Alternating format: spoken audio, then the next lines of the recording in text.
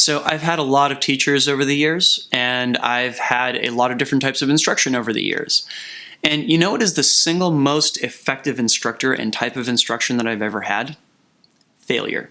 Drex here from DrexFactor.com, and today I wanted to talk about failure and why it's been important to me and why it should be important to you too. Before I dive in, I just want to give a shout out to the friends of the channel. Big thanks to Dark Monk, Flow Toys, LMF Props, Spinballs, and Ultrapoi for helping to make the videos on this channel possible. You can learn more about all of these awesome companies by following the links that I've got down in the description of this video. So let's be real, most of us deeply fear failure. There's this great shame that's often associated with it. After all, it always seems like failure means that you did something wrong. It seems like in some respects you've hit a dead end and you have done something that others might not have done in your shoes. And it's totally understandable because we really stigmatize failure in a lot of respects in our culture.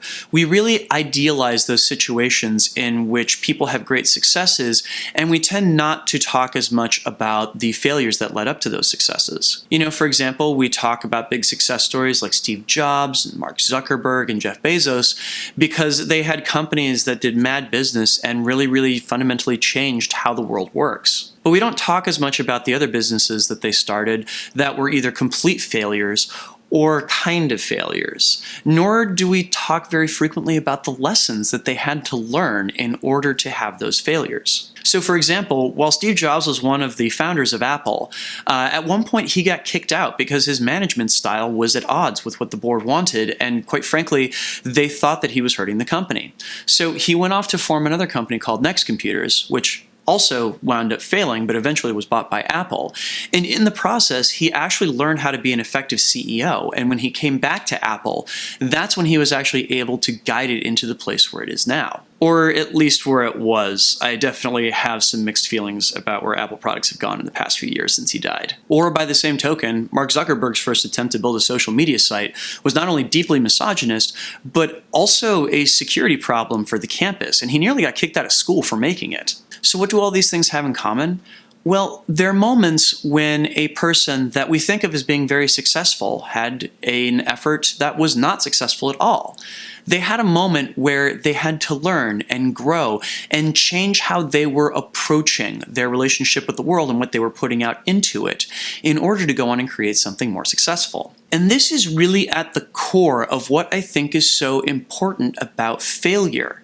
It teaches you something.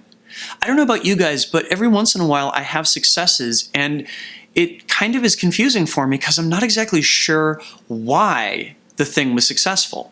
Whereas I feel like when you fail at something, you have something very specific to point at, to say, hey, that didn't work. And after enough of those failures pile up, you can see what they had in common, and you can build something out of the pieces that is more likely to be successful. And this is not just true in terms of building businesses, it's also true in terms of personal practices.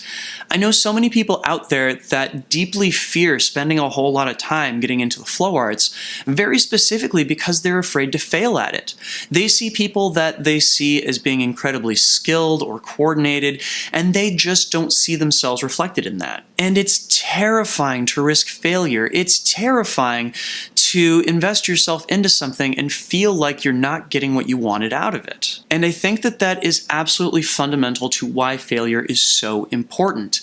And quite frankly, why there are so few people that seem like they're very successful at different things.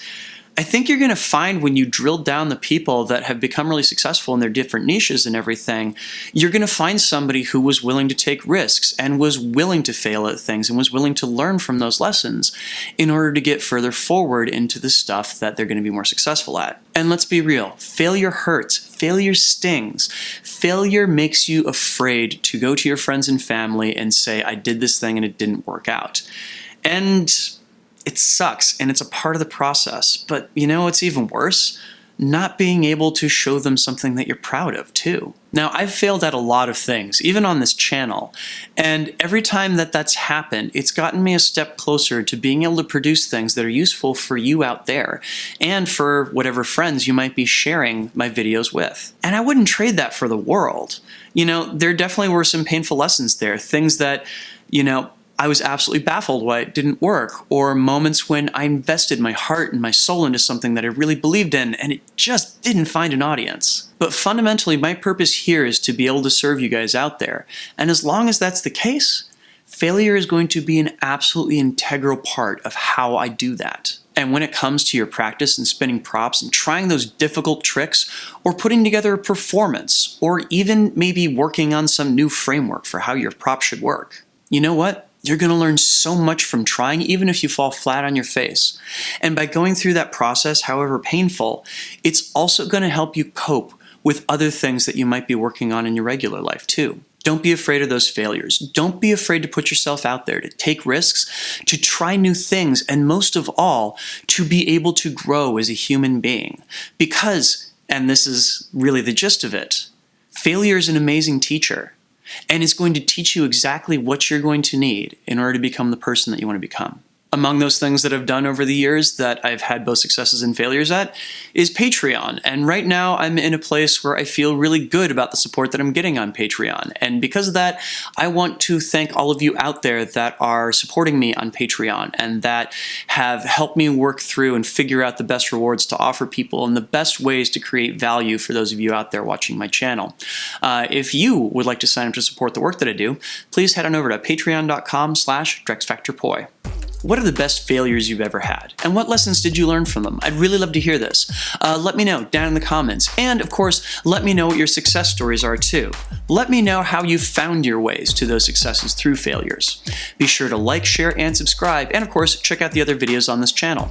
And thank you for watching, and I'll see you next time. Peace.